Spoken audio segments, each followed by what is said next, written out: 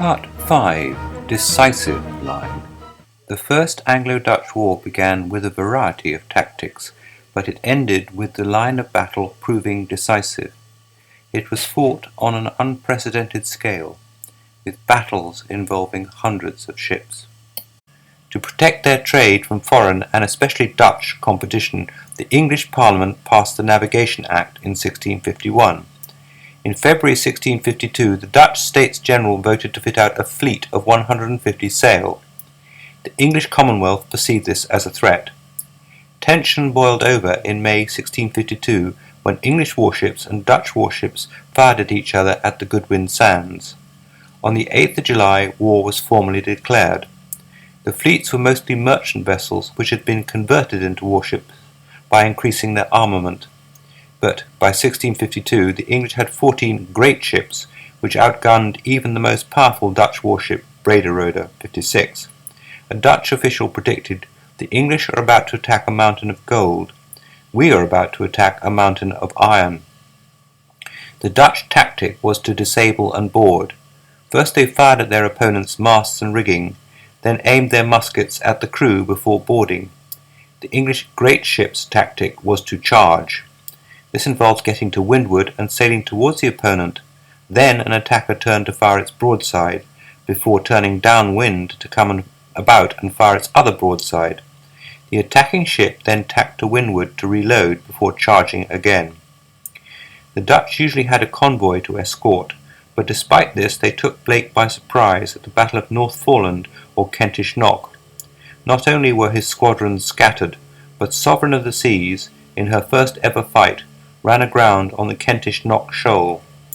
But English gunfire impressed the Dutch Admiral de With.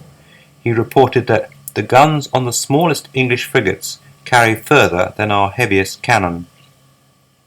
The English were confident enough to send some of their ships to the Mediterranean, where the Dutch beat them at Leghorn. The veteran Dutch Admiral Marten Tromp was unable to persuade the Dutch authorities to build warships that could match the English. The only hope the Dutch had was to surround English ships in a melee.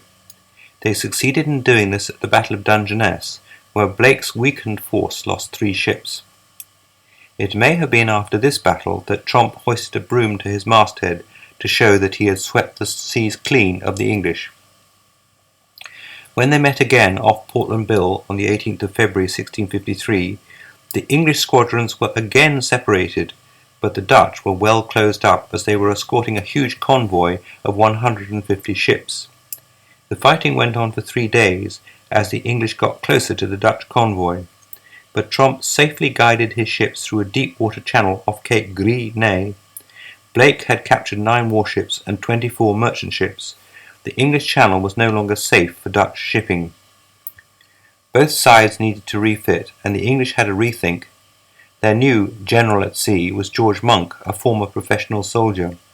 His fresh perspective may have led to a new set of sailing and fighting instructions, in which all ships of every squadron shall endeavour to keep in line.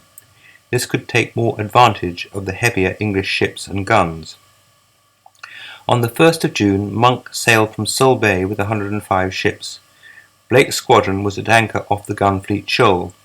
The English met a similar number of Dutch ships off the Gabbard Shoal. The English approached downwind with their squadrons abreast, and then turned to port to sail in line broadside on to the Dutch at half cannon shot. This was outside the range of Dutch cannon or their muskets. The English tactics worked so well that for 2 or 3 hours the English subjected their opponents to so great a terror to most of the States' ships as few of them durst bear up or abide it. The next day Blake's squadron joined in, and the Dutch retreat became a rout. 7 Dutch ships had actually been sunk, and 11 had been captured. Admiral de With told the States General, "Why should I keep silence any longer? I can say that the English are at present masters both of us and of the seas." With the North Sea effectively closed to them, Dutch trade came to a halt. The English blockaded the Dutch coast. At the Battle of Scheveningen, the opposing fleets passed on opposite tacks, as Tromp tried to prevent Monk from getting to windward. Finally the Dutch headed for shelter, but not before Tromp himself was mortally wounded. Oliver Cromwell was appointed Lord Protector. In effect, he was a military dictator who was in favour of peace. It followed April 1654.